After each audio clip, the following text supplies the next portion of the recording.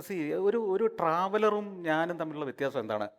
ഞാൻ യാത്ര ചെയ്യുന്നത് ഒരു പർപ്പസിന് വേണ്ടിയാണ്. ഇപ്പം നിങ്ങളൊരു പരീക്ഷ എഴുതാൻ അന്യ സിറ്റിയിലേക്ക് പോകുന്നു പറഞ്ഞ പോലെയാണ്. നിങ്ങൾക്ക് ഡൽഹിയിൽ വെച്ചൊരു മത്സര പരീക്ഷയുണ്ട്. സിവിൽ സർവീസിൻ്റെ ഒരു പരീക്ഷ അല്ല ഇൻ്റർവ്യൂ ഡൽഹി നടക്കുകയാണ്. നിങ്ങൾ അങ്ങോട്ടുള്ള ഒരു യാത്ര എങ്ങനെയായിരിക്കും? ഒരു സഞ്ചാരി പോകുന്ന പോലെയാണോ? ഒരു വിദ്യാർത്ഥി പോകുന്ന പോലെയാണോ? നിങ്ങൾക്ക് അവിടെ വലിയൊരു ഗോളുണ്ട് അച്ചീവ് ചെയ്യാൻ. അപ്പോൾ ഇവിടുന്ന് പുറപ്പെടുമ്പോൾ തന്നെ നിങ്ങൾ ടെൻസ്ഡ് ആണ്. എന്താണ്? നിങ്ങൾ നന്നായിട്ട് പെർഫോം ചെയ്യണം, അതിനൊരുങ്ങണം.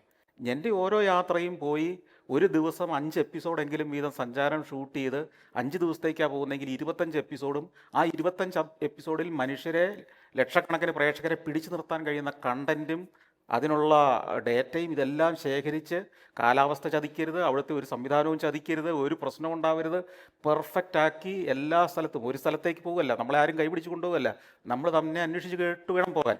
അപ്പോൾ ഇതെല്ലാം പെർഫെക്റ്റ്ലി റൺ ചെയ്തെങ്കിൽ മാത്രമേ എൻ്റെ ആ ദൗത്യം വിജയിക്കൂ. അപ്പോൾ അതിൻ്റെ ഒരു ടെൻഷനിലാണ് ഞാൻ പോകുന്നത്. അപ്പോൾ അത് തിരിച്ചു വരുമ്പോഴാണ് മടക്കയാത്രയിൽ ഞാൻ അച്ചീവ് ചെയ്തു. ഞാൻ കാൽക്കുലേറ്റ് ചെയ്ത് എത്ര എപ്പിസോഡുകൾ ഷൂട്ട് ചെയ്തു, അതിനകത്ത് എനിക്ക് നല്ല കഥകൾ കിട്ടി, നല്ല ഇമ്പ്രസീവായ സ്റ്റോറി എനിക്ക് പറയാനുണ്ടായി എന്ന് വരുമ്പോൾ ഉള്ള മടക്കയാത്രയിലാണ് ഞാൻ പലപ്പോഴും യാത്ര ആസ്വദിക്കുന്നത്.